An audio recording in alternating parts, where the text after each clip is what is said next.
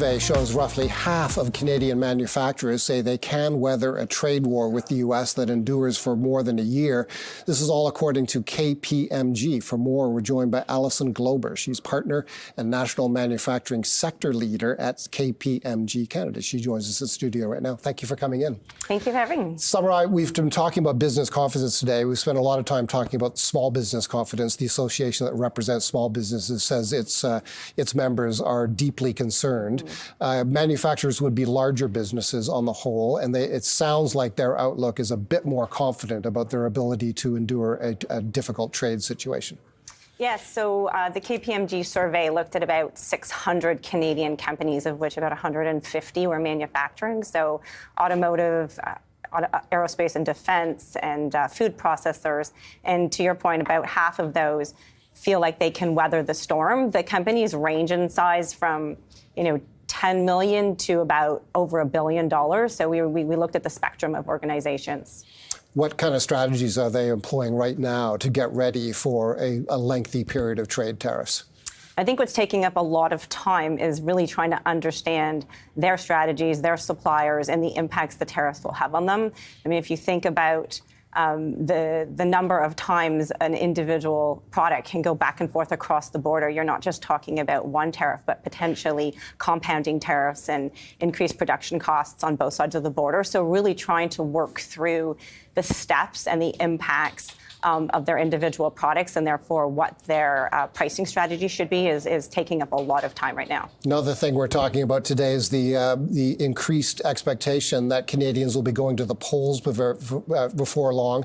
Our relationships with the United States surely will be the dominant topic in the electoral campaign. What role for governments do the survey respondents suggest? Yes, so a huge portion, I think over 80% of the manufacturers really are looking to the government to reduce interprovincial trade barriers so that they can, diversify their customer base within Canada.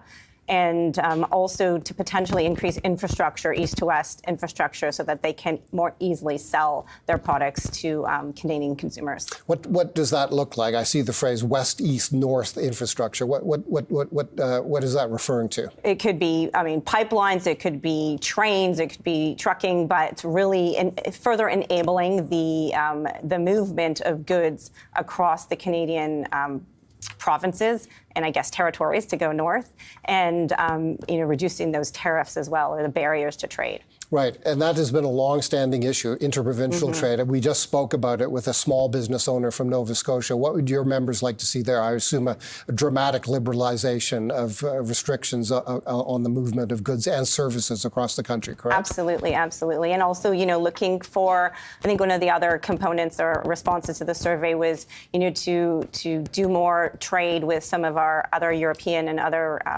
countries that we have relations with. So another area to look at, the government looking at additional agreements with European or other Asian countries. How easy or not easy is it for a Canadian company that has relied, I think the figure in the aggregate is 80% of exports going to the United States. How easy is it to redirect a significant portion of those sales to non-U.S. buyers? So, probably easier to redirect in Canada, harder to redirect overseas. So that's probably a longer-term solution. The immediate solution is to look for better trade within Canada and deal with sort of the minimal price increases that they might have to put on their products. Canadian dollar makes our products less expensive in foreign markets. The rub is, however, that if you're buying important inputs to your business, like equipment that you might use in manufacturing, it probably is getting more expensive because it's probably not coming from within Canada. How should we understand the effect of the Canadian dollar right here? So exactly what you said. It's a fine balance. I think one of my concerns and one of our concerns at KPMG is that, companies will, one of the reasons for buying new equipment, for investing in their organization is to become more efficient, more productive. And so if they're, slowing down or stopping the purchasing of product from the U.S., either because of the tariffs or because they're becoming more expensive, it in turn is going to make the production process well, maybe not make it less efficient, but stop it from becoming more efficient, and continue to be stuck in that cycle of inefficiency.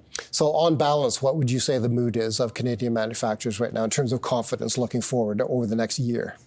So I think what we found, maybe surprisingly, but very positively, is that the manufacturers are very patriotic. They're very supportive of the retaliatory tariffs. As you mentioned, about 54% of them said that they can withstand these tariffs for over a year, and they're really looking for ways to modify their production, become more efficient, look for alternative customers. And so I think there's some confidence that they'll be able to get through this. Alison, thank you so much for coming in. Thank you. Alison Glober is partner and national manufacturing sector leader.